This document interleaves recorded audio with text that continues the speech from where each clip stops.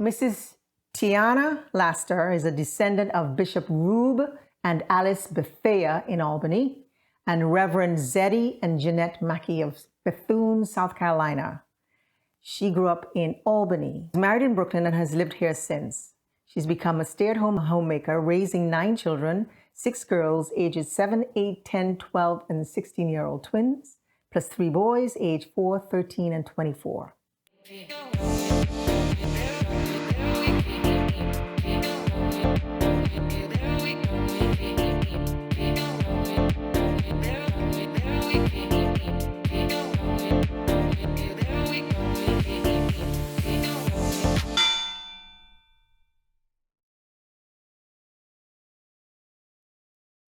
What are your thoughts about they ran away many times.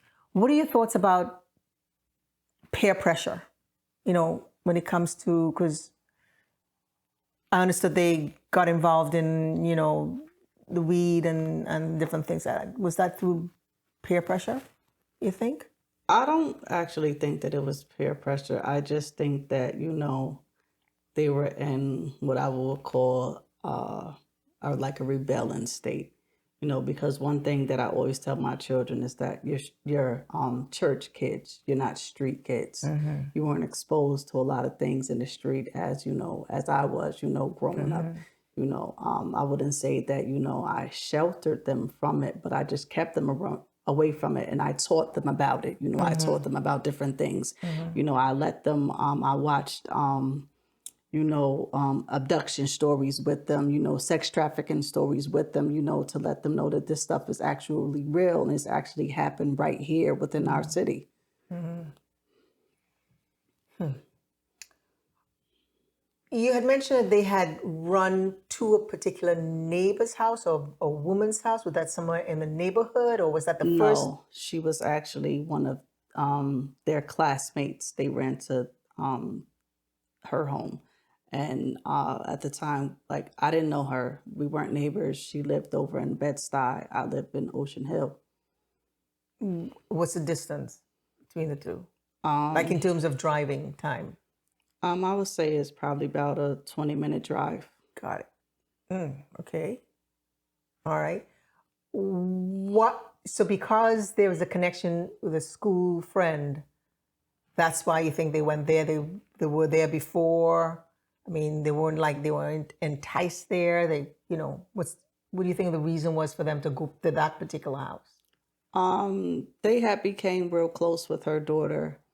The crazy thing is that she had, restrictions on her daughter. Like, she didn't allow her daughter to go, places wherein I let my twins go places because, it was 2 of them. So, it's more, to me, it was like more of a safety issue, sending 1 out than to, send 2 out together. So whenever I send my children, I always send them in 2 or more.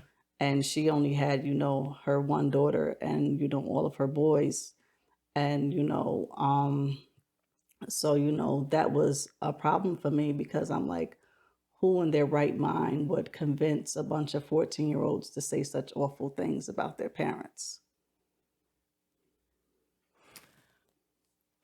In the span of the 15 times that they ran away, when did they finally end up? Was it the 13th, 14th last time, second to last time that they finally went to this person's house? I would say probably around in between running away, probably 5 to 7 times is when they ended up in the care of ACS. But the care of ACS happened because they went to that place and that person called ACS on you. Was that what it was? And the children, they kept telling them that they didn't feel safe at home. They kept saying that I was abusing them, so they didn't feel safe with me. And that was a way for them to be taken in by this neighbor to kind of get that support from the neighbor? Yes. The lies. Were there lies that were happening prior to that? Because, teenagers tend to, do those sort of things. But was that happening prior to this time? No.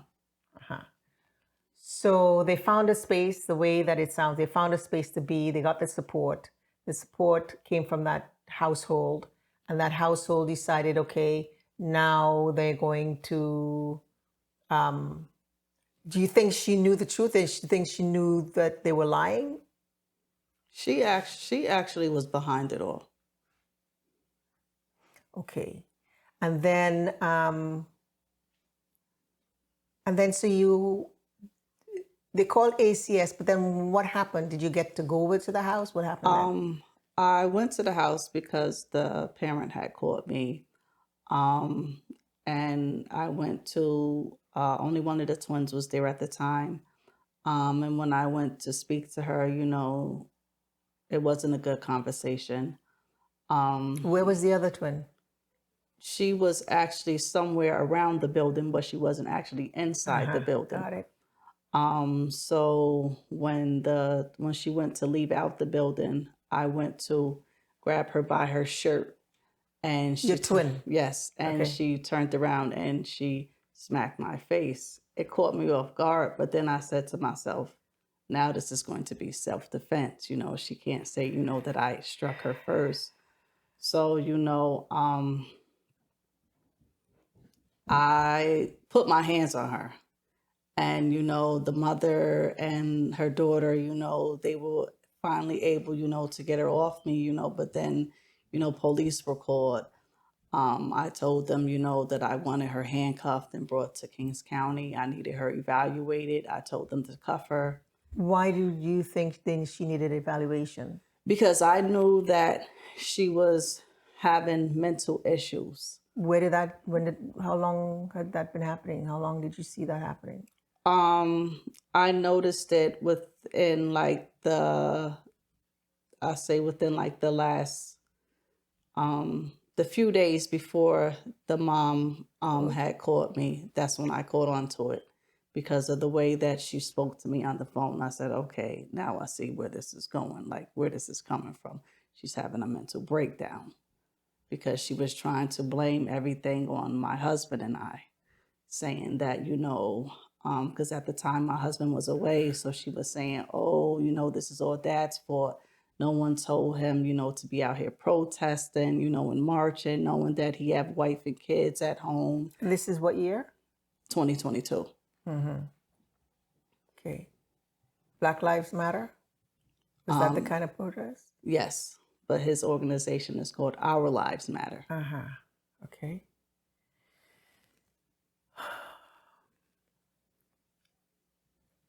So why did they not want to go home?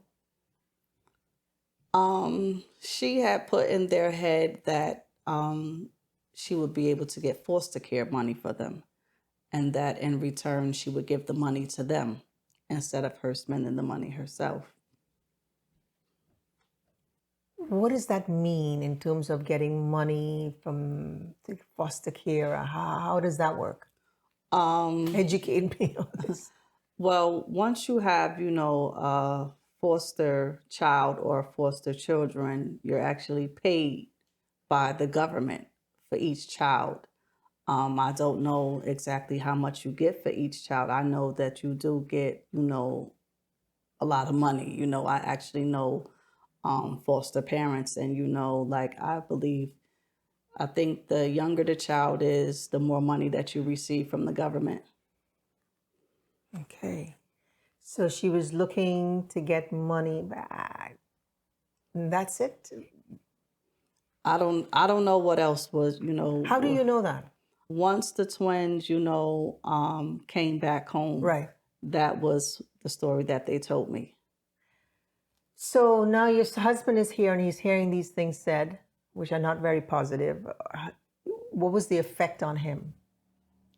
We both were hurt, because things were said, about, the two of us. When they came back, did they ever apologize? Did they ever, did you guys ever discuss it? When he actually came home, only one of the twins was home. The other twin was at the time still missing. We had a conversation, but she never really came out and said to us why she exactly did it. There was a scenario where you had mentioned that She had signed papers. What was that about? She was in SBU being interviewed, and she stated, she signed a statement saying that I knew my father was coming home, and that she had said those things in order to keep him locked up. All right. Was that ever discussed again later on, or no? It came back? Nothing? No, like we still haven't, like, you know, like we Because haven't got things are to still the root of it, right. of, you know, like why she actually did it, you know, because that wasn't something that's peer pressure. Right. You understand what I'm saying? It's like, but why would you say that? You know, like, did you really understand what you were saying and what it could have done? Right. That was my whole gripe about it, because I was like, hey, you know, I could have lost all 8 of you guys.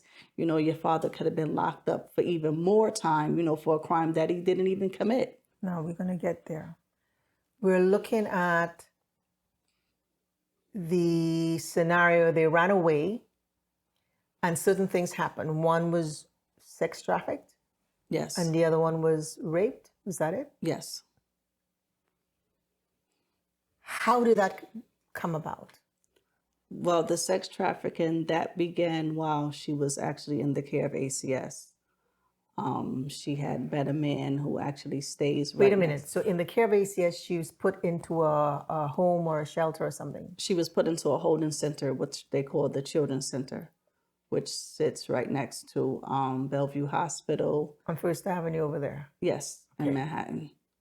Okay. And so there's a men's shelter right around the corner from the Children's Center. And that's where she met this man. And so with that comes the introduction to more than sex trafficking. I mean, what's the scenario then?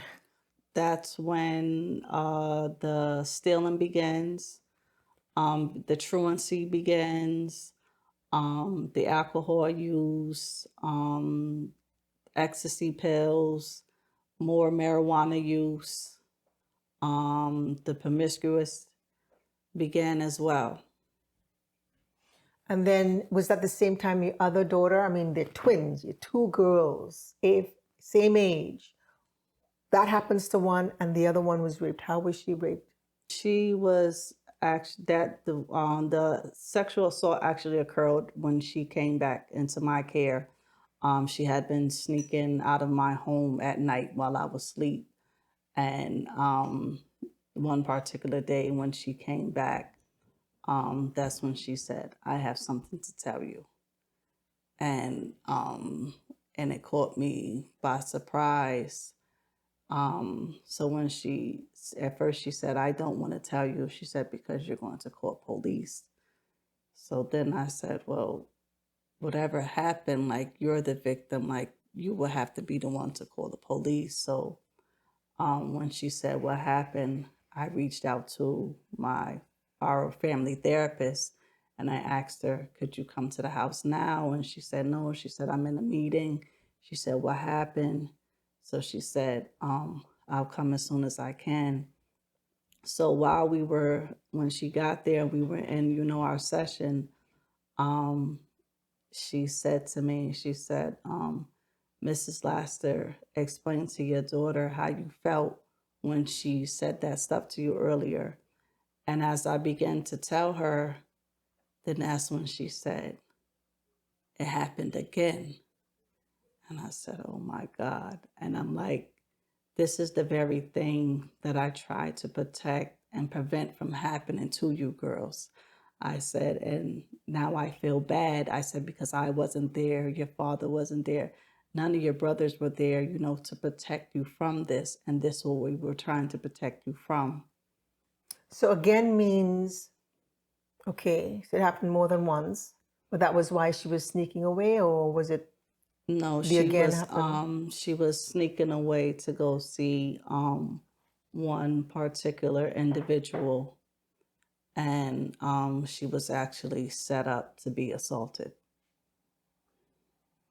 And then they again happened, the same individual or somewhere else? It was with different individuals, but they all knew each other. Okay. So one is with the pimp, and the other one, this happened.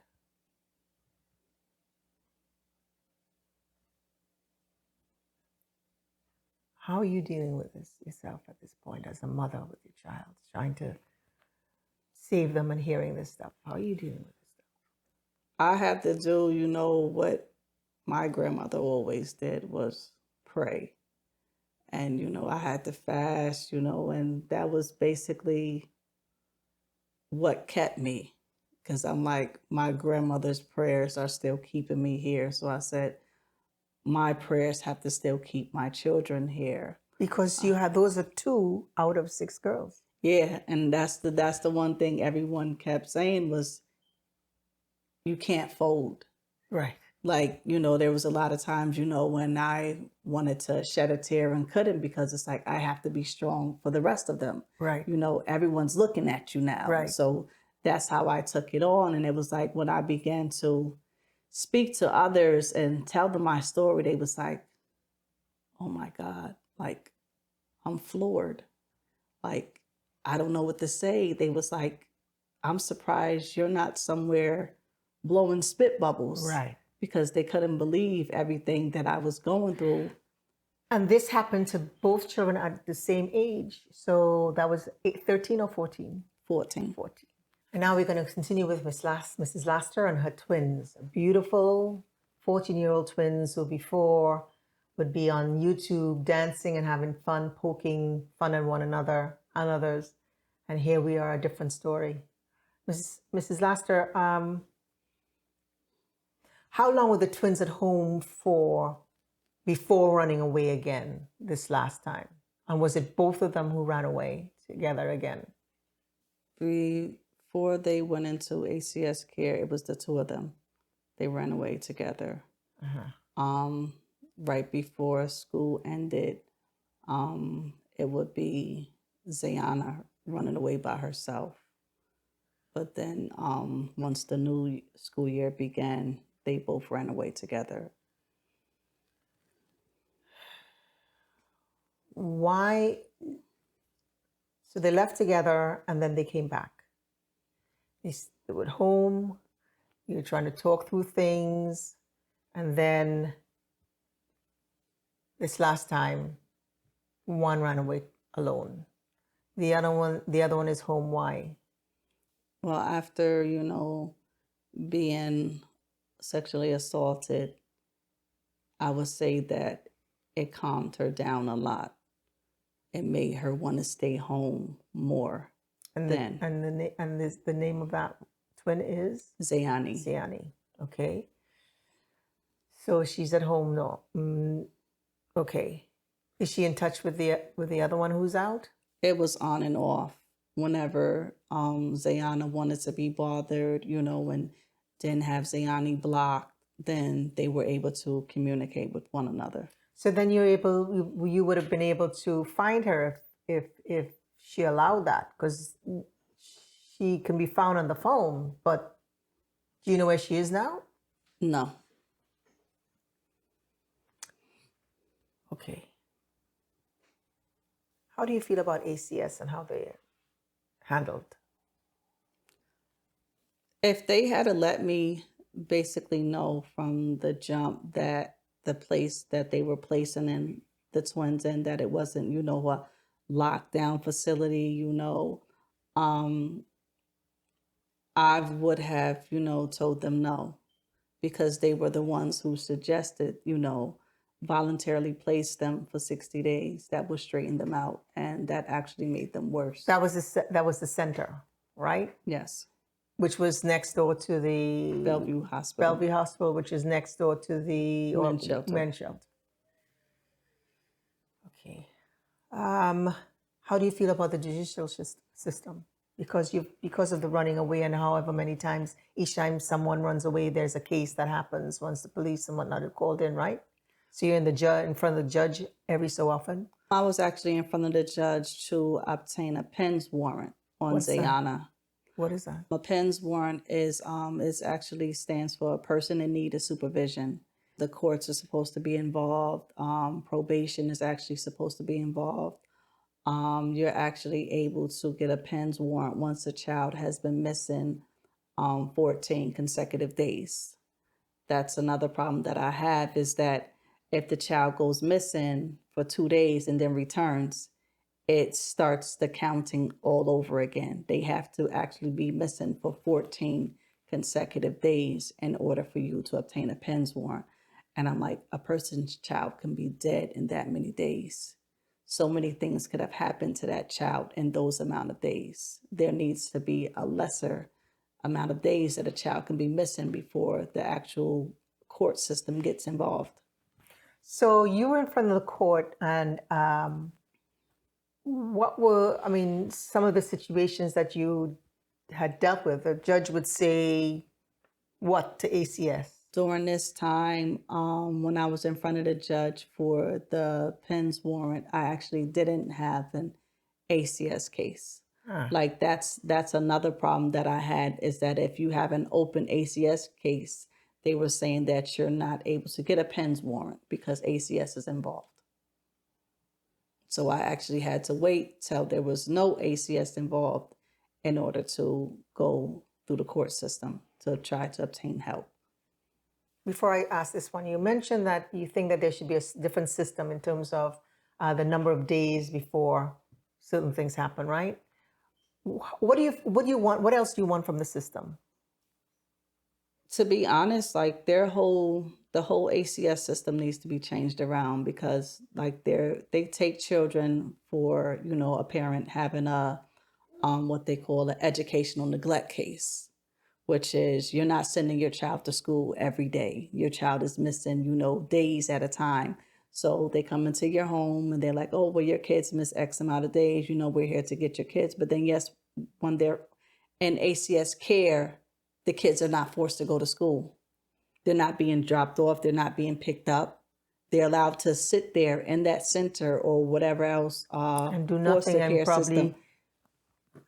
And some of them, like a lot of the teenagers, they actually leave in the morning like they're going to school, and then come back like they've been to school, but they haven't gone. Right. So it's like, how do you get a parent on, educational neglect when you're neglecting these children while they're actually in your care as well? Right. Have you ever brought stuff up like that, and to whom?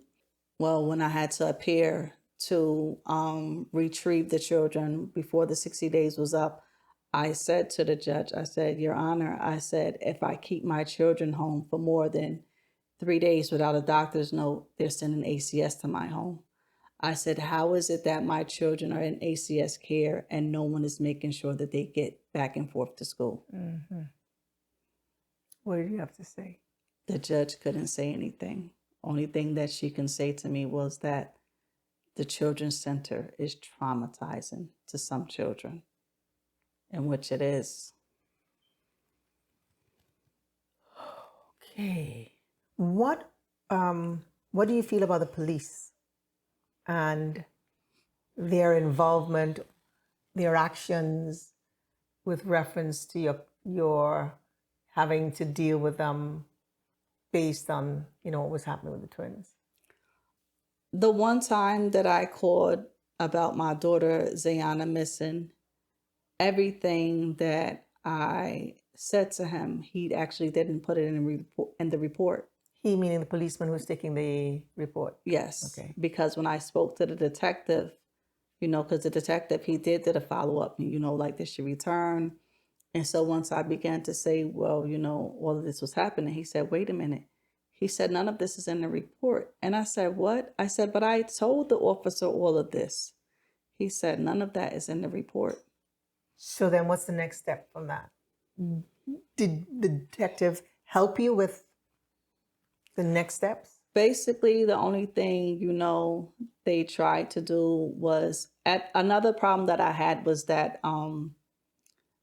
we had taken their cell phones away, but they had DOE issue iPads. And that was their way of communicating with one another as well as others. So NYPD kept saying they can't trace those iPads. Explain DOE. Department of Education. And who gave them, so it's DOE who gave them those iPads? Yes, during the pandemic, they were issued iPads. Okay. So that's coming from the education part of things because that was the whole pandemic thing. Yes. No cell phone. And so the police can't track. No. My children, they actually reset the iPads and made them their own. Like they had phone numbers attached to them. They had iClouds attached to them, which couldn't be traced. Okay, as children would do. What organizations reached out to you in support of, what we are going through? New York Foundling, which was what they call a preventive service, as well as we received family therapy from them. We received family therapy from them from November of 2022 up until the beginning of this year. So what's the status of the case or cases that you have open now? I actually don't have an open case now. Okay.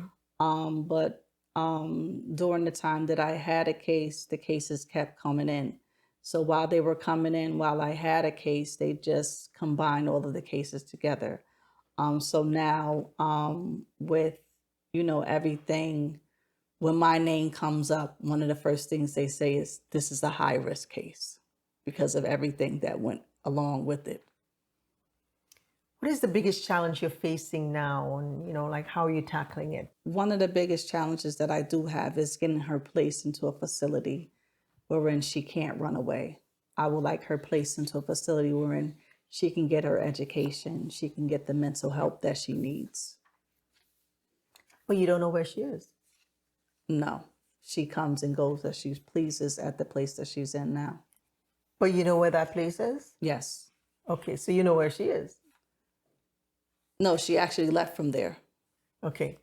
But that's the one place that maybe if people hang around long enough, she might return to, right? Yes. So is there anybody, detectives or anything, surveillance, anything happening in that respect? They actually call to put the reports in once she leaves, but the officers don't do the reports. They don't file them. Have you asked why? If this detective is telling you this stuff is not in the report, is there a particular precinct or something that knows, or there must be, right, that knows Laster, and so that you go in and say, okay, what's happening in report 1, 2, 3, 4, 5, and 10? I've actually just spoken to a detective. I haven't actually went to the precinct myself to see, what can be done. I was told to file a complaint, but when I call the hotline to file a complaint, it's basically like if an officer, was aggressive or irate with you, and so me putting in a complaint, I had to explain to them on, because you're on a recorded line. I was like, I just want to file a complaint that the officer never filed a missing report on my daughter. My daughter was missing from March 9th up until March 28th.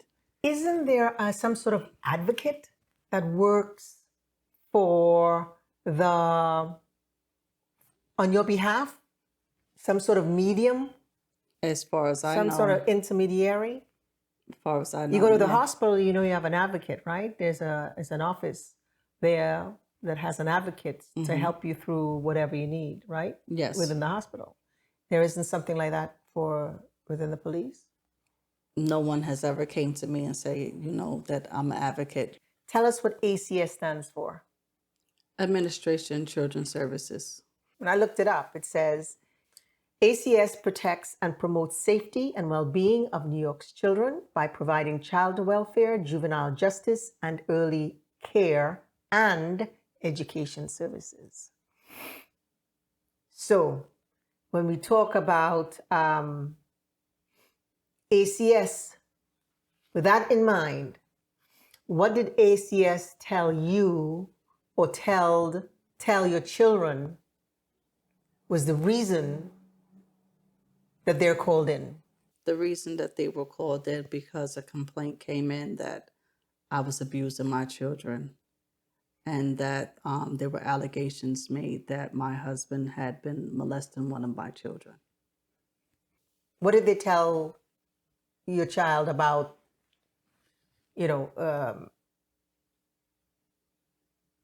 not wanting them or things of that nature? Once my children, well, two of them were in their care, they were told that I didn't love them.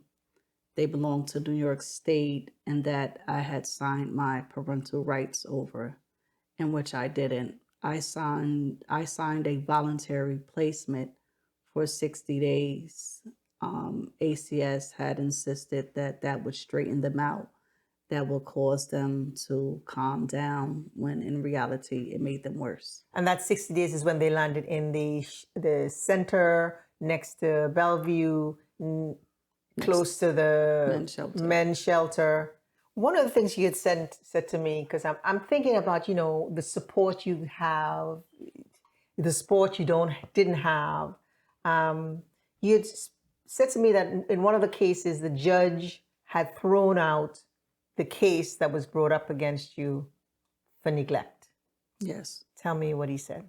The judge actually said that it didn't make any sense. You're going after her for neglect for 2, and you're leaving 6 children in her care. Only one of the 2 is saying that they're being abused. Come up with a better solution, because in order to go after a parent for neglect, they would have had to proven that all 8 of my children were being neglected and abused. With all of that happening now, your husband is accused of molestation. What happened to him? Nothing happened to him because we were able to get to the bottom of it. I had to take my daughter to SBU. She had to be interviewed with a detective as well as an ACS worker. Once the interview was over, she signed a statement stating that she had lied. Uh-huh. You had been spending a lot of time going around trying to put up photos and trying to get the NYPD photos. What is the difference with the NYPD photos? Well, with NYPD, it has their contact information on there. Only thing it had of my daughter was her picture, her height, her weight, and her name. But it lets you know that it's from NYPD. It has their logo on there. It tells you who to contact in case you do see her. Either contact the detective or, contact 911. The problem that I ran into putting up my own flyers was we can't put that up. It has to be an NYPD flyer. And then there were some times wherein I went to subway stations and I asked NYPD, I said, can you put this up? And they were like, no, they have to put it up. And then once I get to the booth, I'm like, can you put this up? And they're like, no. And it's like, well, why not?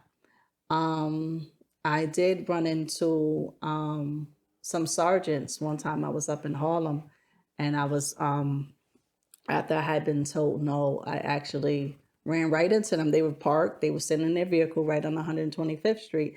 And I pulled out my flyer and I said, can you guys put these up? And they was like, wait a minute. They said, you're doing this yourself? And I said, yes. They said, you're not supposed to do this. They said, NYPD is supposed to do this. And I said, well, they haven't been doing it. So they said, well, do you have tape? And that particular day, I had left the tape. So I ran to a 99-cent store down the block, came back and gave them the tape in order to put it up in the station. Do you know if they did? Yes, they did. Oh, good. Ooh, that's good. Lastly, just to end this particular segment, I want to go back to the advocacy thing within the court system. Have you had any sort of advocate working on your behalf? I had one working with me, but the problem that I always ran into is this is a hard case. I've never seen anything like this. You keep hearing that. So what are they doing? And then another thing that I kept hearing, that I'm steady hearing, is, I'm sorry, Mrs. Laster, that you're going through this.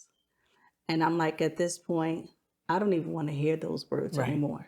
Right. I want to hear, Mrs. Laster, I can help you. Right. This is the route to go. This is where you go. This is who you talk to in order to get help. Right. I've even so far as reached out to the director of the juvenile justice system.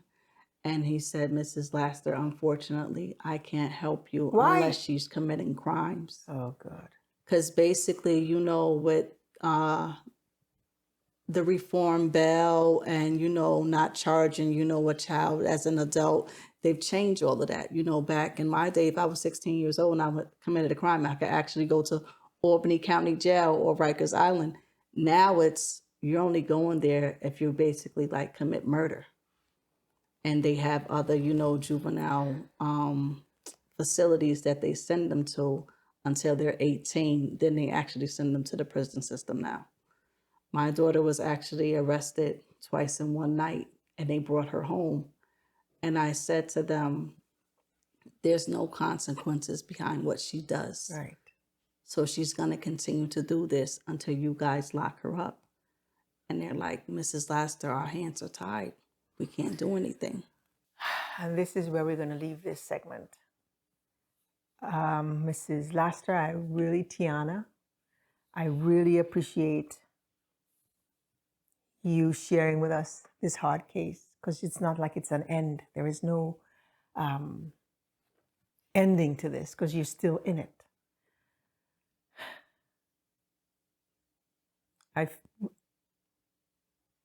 It's like, at this point, what do you say? You've heard it all. But I appreciate you letting others know what they may be up to if they fall into this scenario, and that you are here to advocate for them, which is the important thing. Thanks to Cheese, the OTC team, and to you, my audience. Thank you for spending your valuable time with us. Again, like, share, follow, share. Drop a comment, support us. And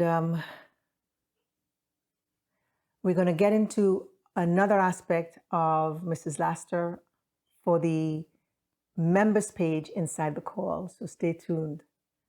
But in the meantime, please care to share. And remember, when you're on your beat, stay on the sunny side of the street safely. Be health conscious, kind to one another.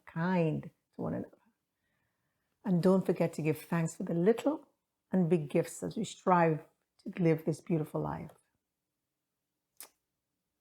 Get to inside the call.